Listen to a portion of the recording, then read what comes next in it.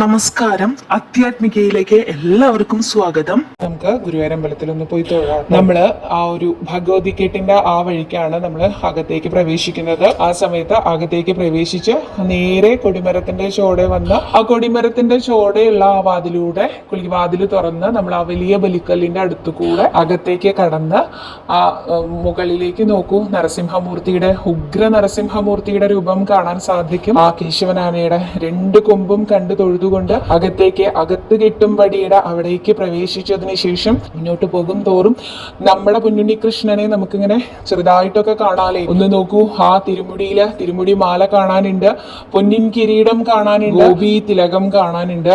ഭഗവാൻ ചിരിച്ചുകൊണ്ടാണ് ശ്രീലകത്ത് നിൽക്കുന്നത്.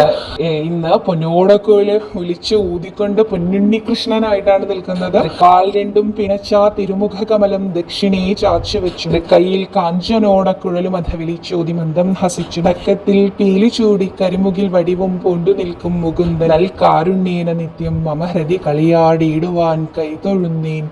ആ ഉണ്ണികൃഷ്ണന്റെ പട്ടുടയാട, അതിനെങ്ങനെ ഓരോ സ്വർണ്ണ കളറിലുള്ള ആ ഒരു ഇഴ ചേർത്ത് വെച്ചിട്ടുള്ള തരത്തിലുള്ള പൊന്നുടയാട കാണാൻ സാധിക്കും.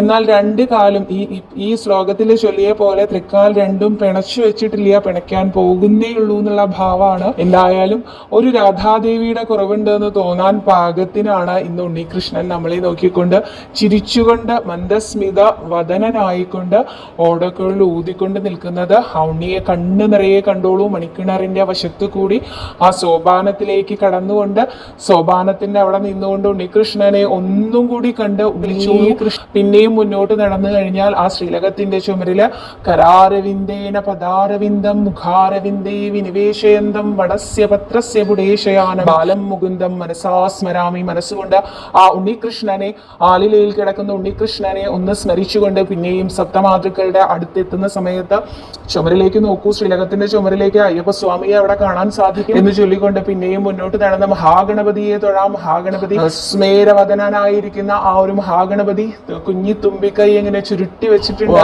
നമ്മളെയൊക്കെ അനുഗ്രഹിക്കാൻ പാകത്തിന് നമ്മളെയൊക്കെ നോക്കി പുഞ്ചിരി തോക്കിക്കൊണ്ട് ശ്രീലകത്തിരിക്കുന്ന ആ ഉണ്ണി ഗണപതിയെ തൊഴുതുകൊണ്ട് ഗണപതിയുടെ ആ ഒരു പുറകുവശത്തായിട്ട് സരസ്വതി ദേവി ഇരിക്കുന്നുണ്ട്.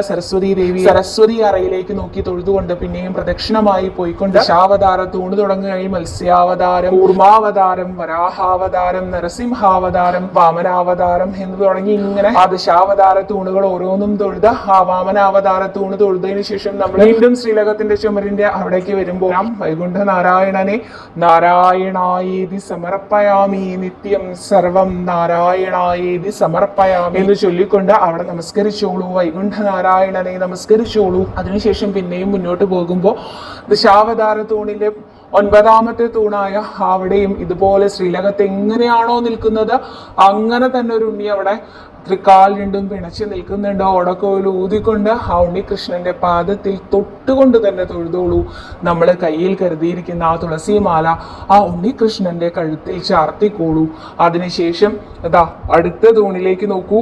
അവിടെ കൽക്കി അവതാരം കഴിഞ്ഞാൽ തൊട്ടടുത്ത തൂണിലായിട്ട് സുബ്രഹ്മണ്യ സ്വാമി ഹരഹരോ ഹരഹര ഹരഹരോ ഹരഹര ഹരഹരോ ഹരഹര എന്ന് പാടിക്കൊണ്ട് വീണ്ടും അടുത്ത തൂണിലേക്ക് നോക്കുന്ന സമയത്ത് അവിടെ ഹനുമാൻ സ്വാമിയെ കാണാൻ സാധിക്കും. ഹനുമാൻ സാന്നിധ്യം നിറസാന്നിധ്യമായിട്ട് ഹനുമാൻ സ്വാമി അവിടെ. അടുത്ത തൂണിലാണ് രാധാസമേതനായിട്ട് ഭഗവാൻ നിൽക്കുന്നത്. രാധാരമണ മുകുന്ദമുരാരേ ശരണം മേ തവ ചരണയുഗം എന്ന് ചൊല്ലിക്കൊണ്ട് ഭഗവാനെയും രാധാ നേരെ ശ്രീലകത്തിന്റെ ചുമരിലേക്ക് നോക്കൂ.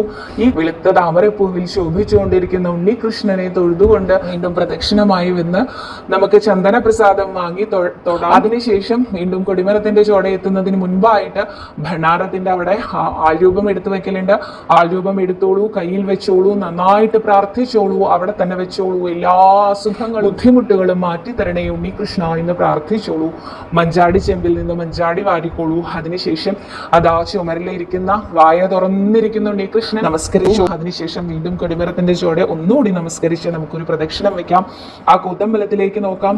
അവിടെ വില്ലുമംഗലം സ്വാമിയാരെയും മാനവേദ രാജാവിനെയും ഉണ്ണികൃഷ്ണനെയും കൃഷ്ണനാട്ടങ്ങളെയും ഒക്കെ അനുസ്മരിച്ചുകൊണ്ട് തൊഴുതിട്ട് നമുക്ക് അയ്യപ്പസ്വാമിയെ കണ്ണു നിറയെ കാണാം. മയിൽപ്പീലിയൊക്കെ തലയിൽ വെച്ച് അമ്മയുടെ ഉണ്ണിയായിട്ട് ചിരിച്ചുകൊണ്ട് ഇരിക്കുന്ന അയ്യപ്പസ്വാമിയെ വീണ്ടും പ്രദക്ഷിണമായി വന്ന് ആ കൊടിമരത്തിന്റെ ചോടെ നിന്ന് ഉണ്ണീ എന്റെ കൂടെ വരണേ ഭഗവാനെ എന്ന് പ്രാർത്ഥിച്ചുകൊണ്ട് നമുക്ക് പുറത്തേക്ക് കടക്കാട്ടോ. അപ്പോൾ ഇതാണ് കേട്ടോ നമ്മുടെ ആ ഗുരുവായൂർ പോയിട്ടുള്ള ആ ഒരു ദർശനം എന്ന് പറഞ്ഞു കഴിഞ്ഞാൽ എല്ലായിടത്തും നമ്മൾ എത്തിക്കാൻ വേണ്ടിയിട്ട് നോക്കിയിട്ടുണ്ട്.